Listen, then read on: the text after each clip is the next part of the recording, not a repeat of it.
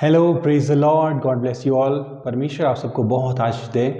आज मैं जिस टॉपिक पर आपके साथ बात करने वाला हूँ वो है द साइकोलॉजी ऑफ सेक्स, यानी कि संभोग की जो क्रिया है उसके पीछे का मनोविज्ञान क्या है।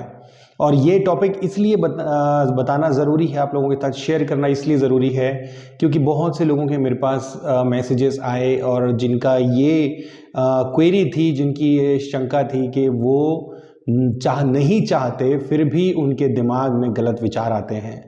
वो उन बहनों, उनके कुलीग्स, उनके साथ रहने वाली लड़कियां, स्त्रियां जिनका वो सम्मान करते हैं, जिनका वो आदर करते हैं, उनके लिए ना चाहते हुए भी उनके मन में बुरे विचार आते हैं। लड़कियों के मन में लड़कों के विचार आते हैं, लड़कों के मन में लड़कियों के विचार आते हैं और वो नहीं चाहते कि ऐसा हो और वो बहुत फाइट करते हैं इससे, लेकिन फिर भी ये वापस रिपीटेडली आते हैं। और दूसरा ये कि बहुत सी बहनें इस बात से परेशान होती हैं कि हमारे पति जो हैं वो एक्स्ट्रा मैरिटल अफेयर रखते हैं, यानी कि पत्नी के होते हुए पति जो है वो किसी और के साथ रिलेशन रखता है, और पत्नी के होते हुए पति रिलेशन रखता है, पति के होते हुए पत्नी रिलेशन रखती है। तो ये सारी जो बातें हैं ये सब रिवॉल्व होती हैं, ये घूमती हैं around sex, around physical relation.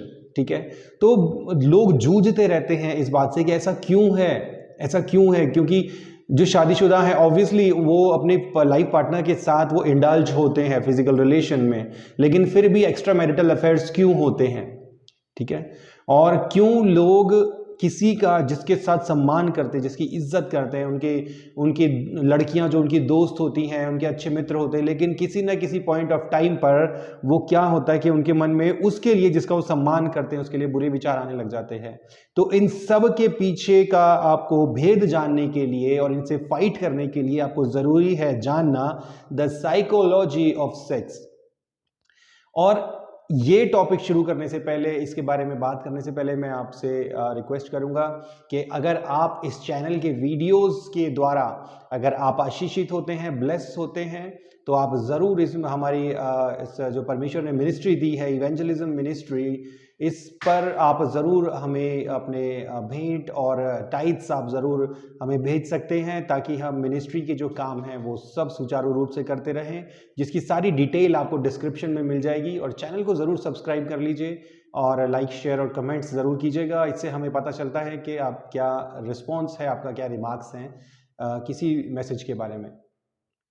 तो देखिए, होता क्या है कि एक जनरल रूल है। वो रूल क्या है?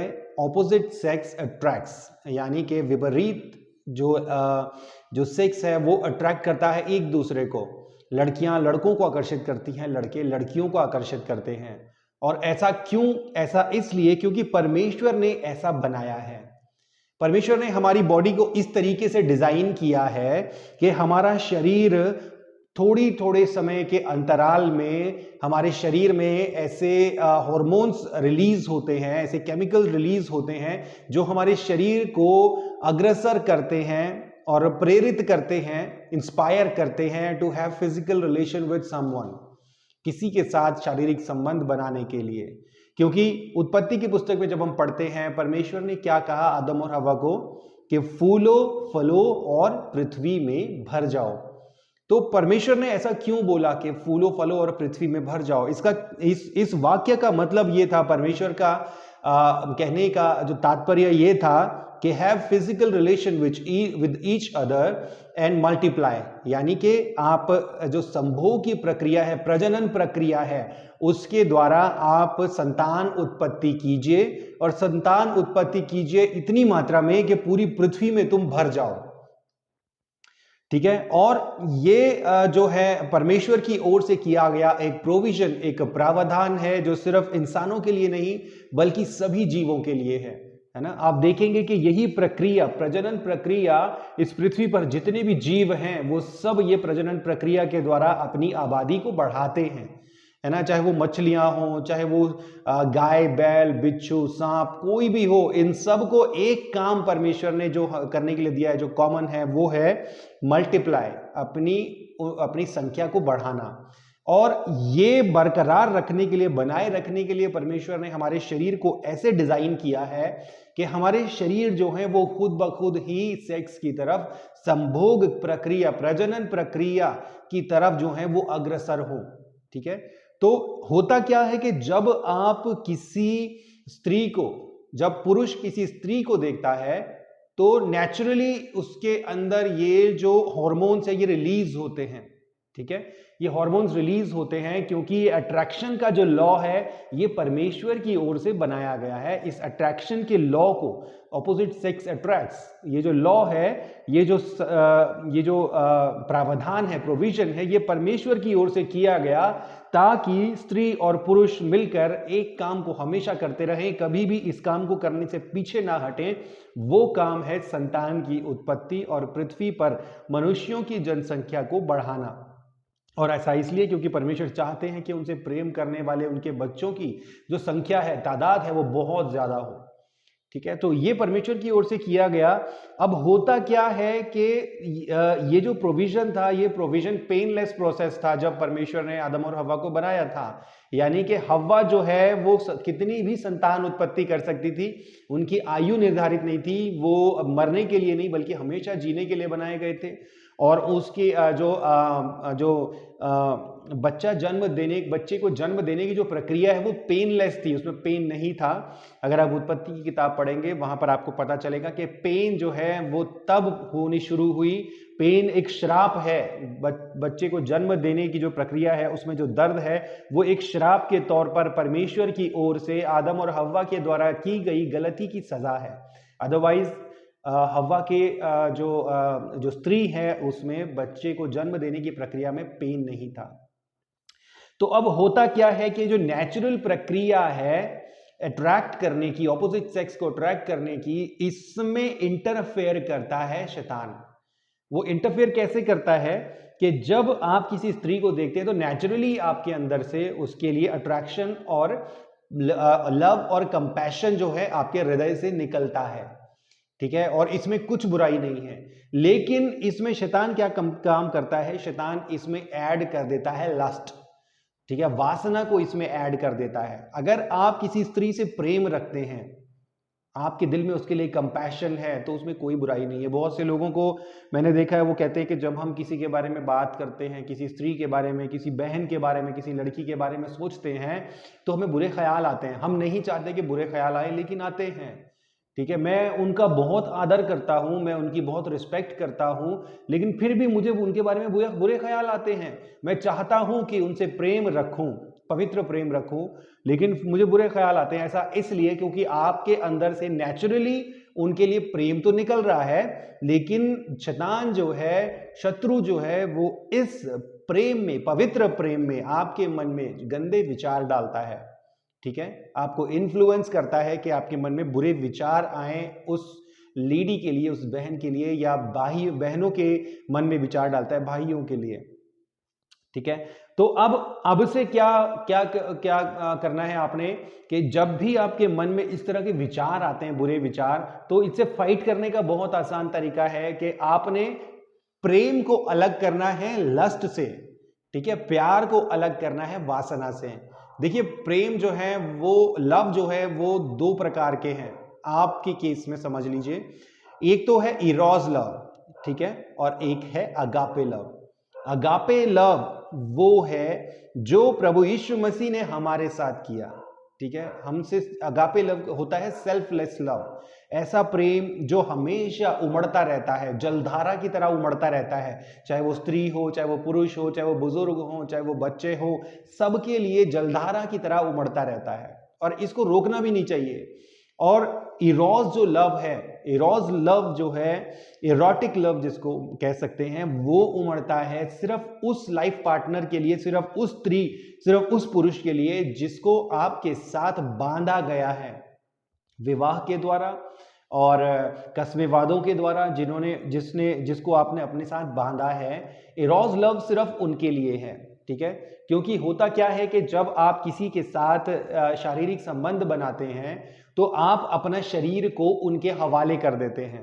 ये एक व्यक्ति के द्वारा किया गया सबसे बड़ा सैक्रिफाइस है कि अपने शरीर को किसी पर्टिकुलर ह्यूमन बीइंग के, किसी इंसान के हवाले कर देना कि मेरा शरीर आपका है, आप इसका जो चाहे वो कीजिए।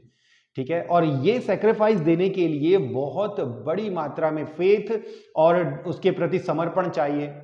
ठीक है, अब होता क्या है कि जब आप एक से ज्यादा व्यक्ति के लिए, एक से ज्यादा व्यक्ति के साथ शारीरिक संबंध बनाते हैं, तो आप क्या करते हैं, आप एक से ज्यादा लोगों को अपना समर्पण, अपना दिल, अपना प्रेम और अपनी सोच समझ, अपनी बुद्धि, अपनी सोच का सबसे बड़ा जो भाग है वो आप उन व्यक्तियों को देते हैं। इसमें होता क्या है कि ये एक तरीके से मूर्ति पूजा के ही समान है, क्योंकि अगर आपका अपना जो सबसे दिल की गहराई का जो प्रेम है, आपकी बॉडी जो आपका सबसे बड़ा सैक्रिफाइस है, उसका हकदार जो है वो सिर्फ और सिर्फ परमेश्वर है। वो परमेश्वर जिसने आपको बॉडी दी है, वो परमेश्वर जिन्होंने आपको जीवन दिया, आपको सांसें दी, इस पृथ्वी पर आपको भेजा, तो आपके सबसे बड़े सैक्रिफाइस के जो हकदार हैं वो सिर्फ और सिर्फ परमेश्वर हैं और कोई नहीं है। उसी तरीके से आपकी बॉडी पर आपके साथ एक तन होने का जो अधिकार है वो सिर्फ उसके लिए है जिसको परमेश्वर ने आपके साथ विवाह के द्वारा या कसमे वादों के द्वारा आपके साथ बांधा है।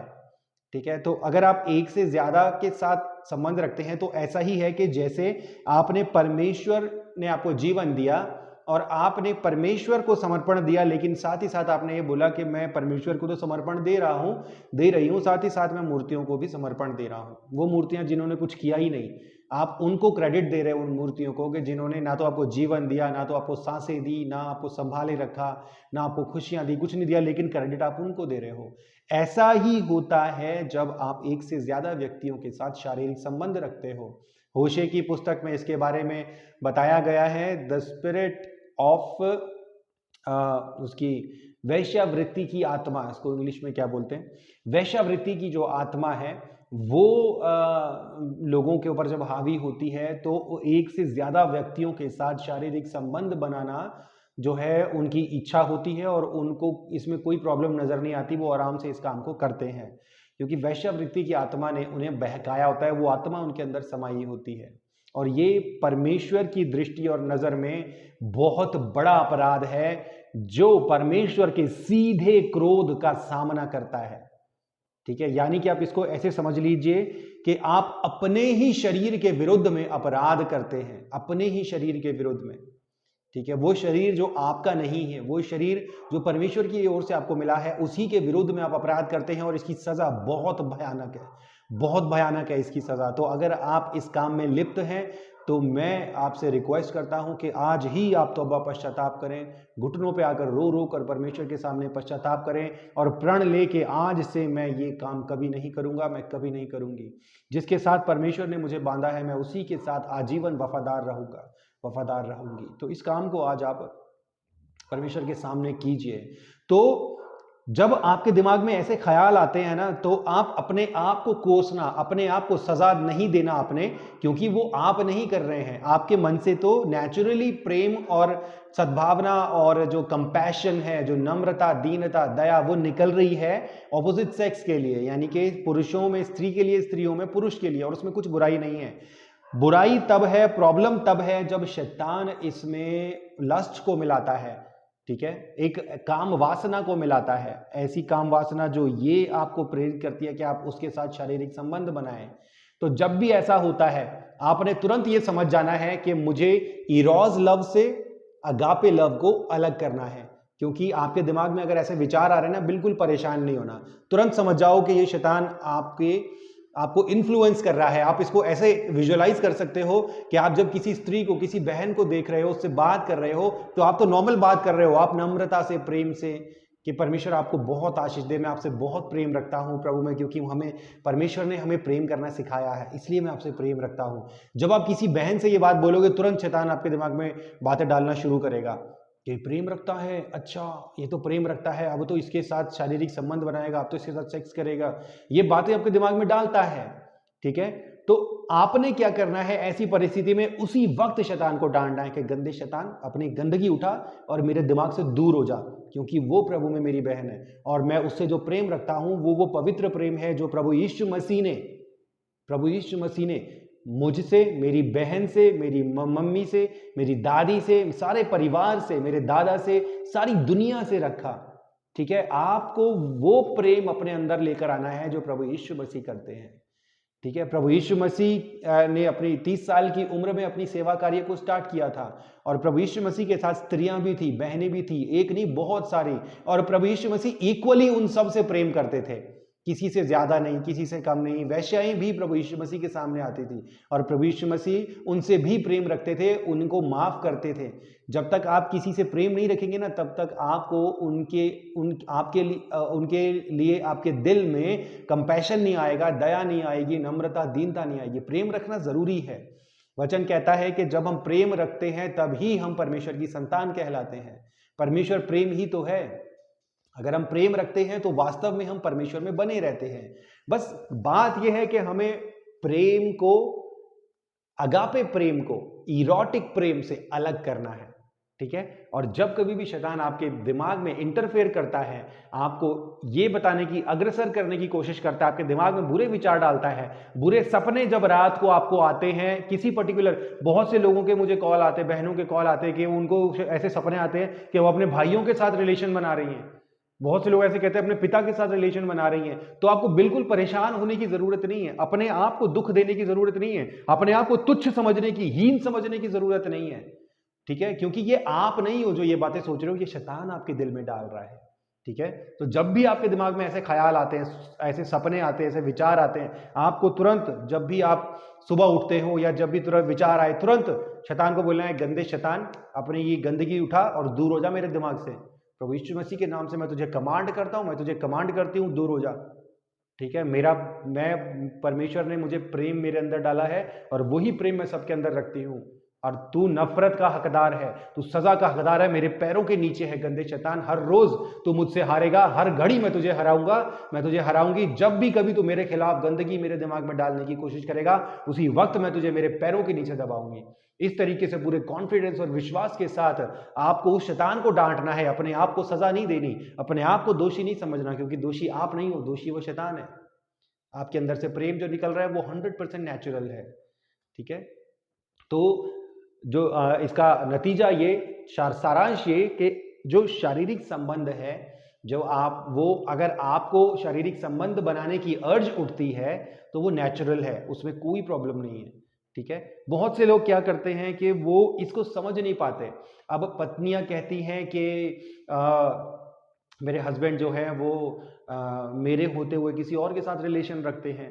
तो ये बातें देखिए, मैं एक और वीडियो बनाऊंगा, उसमें पति पत्नी के बीच के संबंध कैसे होने चाहिए वो मैं बताऊंगा, किस तरीके से। बहुत क्रिटिकल मुद्दा है ये कि पति पत्नी के बीच में जो सेक्सुअल रिलेशन है वो कैसा होना चाहिए। इसके बारे में भी मैं अगली वीडियो में बात करूंगा। लेकिन अभी के लिए ये कि आपको जब भी ऐसा हो, अगर आपको दिल करता है, आपकी इच्छा उठती है फिजिकल रिलेशन बनाने की, तो वो बिल्कुल नेचुरल है। ठीक है, पौलुस कहता है कि मैं अपने शरीर को मारता, कूटता और वश में लेकर आता हूं। ठीक है, तो हमें अपने शरीर को कंट्रोल में रखना है, काबू में रखना है।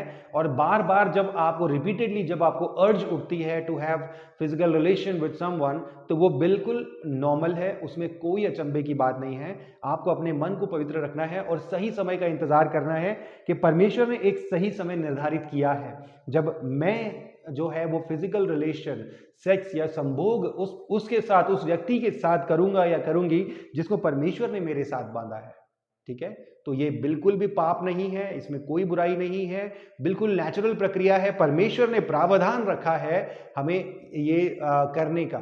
ठीक है, तो इसको पवित्र बनाए रखना है। सिर्फ उस लाइफ पार्टनर के साथ आपको फिजिकल रिलेशन बनाना है जिसको परमेश्वर ने आपके साथ बांधा है। पवित्र रहिए, योग्य बने रहिए, क्योंकि प्रभु चाहते हैं, परमेश्वर चाहते हैं कि उनकी कलीसिया जो है वो पवित्र हो, योग्य हो, निष्पाप हो, निष्कलंक हो।